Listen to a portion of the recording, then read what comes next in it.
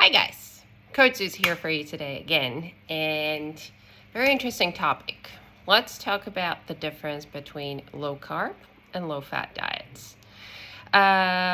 There's been a long debate, let's just face it. We have two groups of people. One group, low carb diets, definitely better for weight loss. Another group, low fat diets, better for weight loss. So there's this study that actually looked at the difference of these two diet approaches, and results are, I wouldn't even say that interesting. They kind of do make sense. So let's have a look at this. There was a study that looked at a difference of the low carb and low fat diets on the efficiency of a weight loss. Like, what is better? Which one should we do? So they took a group of young guys, obviously, as they always do, and split them into two groups. One group was eating a low fat diet. Another group was eating a low carb diet. Low fat and low carb diet, what does it basically mean? Based on this, the low carb high fat group consumed a diet consisting of 70% fat of overall calories, 20% protein, and 10% carbohydrates. On the other hand, the high carb low fat had 70% of total calories from carbohydrates, 20% from protein, and 10% of fat. Caloric intake was standardized, which pretty much means they were given roughly the same amount of calories for that particular person in order to lose weight.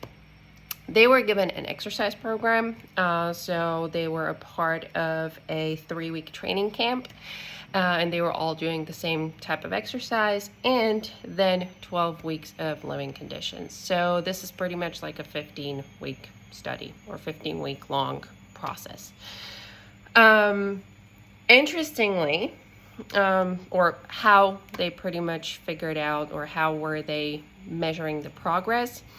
You guys have probably heard about in-body scans. So they were using the BIA devices, which on one hand can tell us if there is some progress, but on the other hand, they might be not very accurate in showing how much muscle mass you're gaining or losing, because it's very, very sensitive to the amount of water in the body.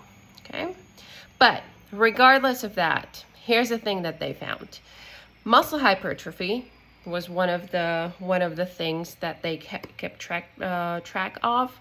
Unsurprisingly, the high carb, low fat dieters were doing much better in this area, which pretty much means that these people had an 11% increase in skeletal muscle mass for the high carb, low fat group, which again kind of makes sense since you need carbs to gain muscle. Okay, moving on. Maximal strength variations.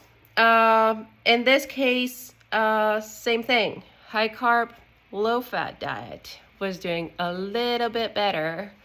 Maybe not a little bit, but was doing better. Again, makes sense. You need carbs to perform, and if you're carb fueled, your performance is a little bit better in the gym, so you can go longer, heavier, more intense. So again, makes sense.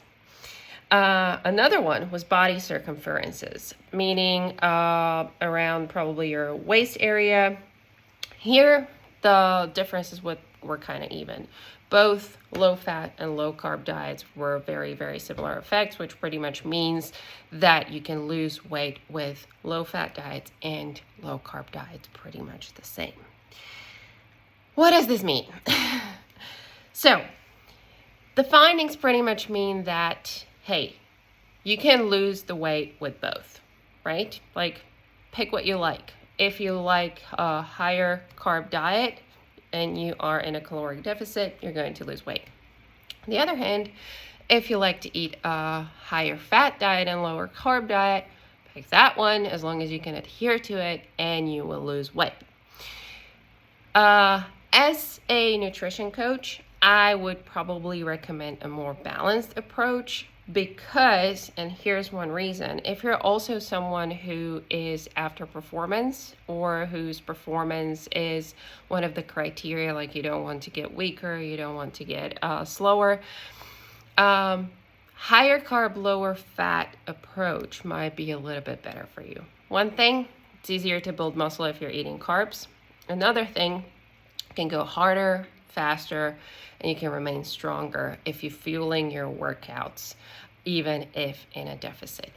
What does that mean in a long term? It means that if you either slightly gain muscle or even maintain as much muscle mass while you can on a diet, your long-term adherence and your long-term maintenance of that weight loss will be much more achievable.